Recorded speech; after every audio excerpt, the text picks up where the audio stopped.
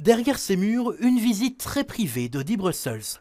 Aux côtés du ministre de la Défense, une quinzaine d'entreprises du secteur viennent étudier la possibilité de s'installer sur le site. C'est vraiment prendre connaissance du site, voir les détails techniques, voir les explications d'Audi aussi, parce qu'Audi était présent pour expliquer un peu comment fonctionne ce site, les détails techniques. Le site devra peut-être être déshabillé, évidemment les machines qui sont ici seront vendues à l'étranger. Maintenant, il faudra peut-être réhabiller ce site aussi, mais le site existe et la taille est importante aussi, la taille du site est intéressante. Agorya, c'est évidemment beaucoup plus que le secteur de la défense, c'est aussi tout le reste de la technologie.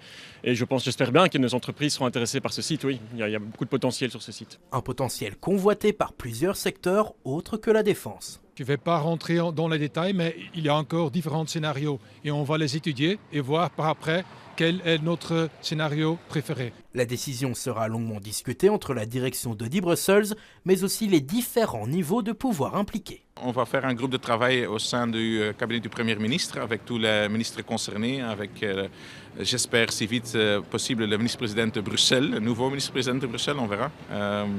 Et on doit travailler ensemble, ça c'est sûr. Ensemble avec aussi la commune, l'autorité locale ne le cache pas, l'arrivée d'un site lié à la défense, notamment à l'armement, à Forêt, n'est clairement pas leur scénario privilégié, mais le mot d'ordre reste de favoriser l'emploi. L'ensemble de la majorité forestoise, donc le PS, le PTB et Écolo, ont été très clairs sur le fait qu'on voulait faciliter tout ce qui était en notre pouvoir pour attirer des privés, pour investir sur le site et pour créer un maximum d'emplois. Et je pense que c'est très clair, un des leitmotifs principaux, que ce soit au niveau du gouvernement bruxellois ou de la commune, c'est créer un maximum d'emplois tout en préservant de manière totale la sécurité des Forestois et des Bruxellois.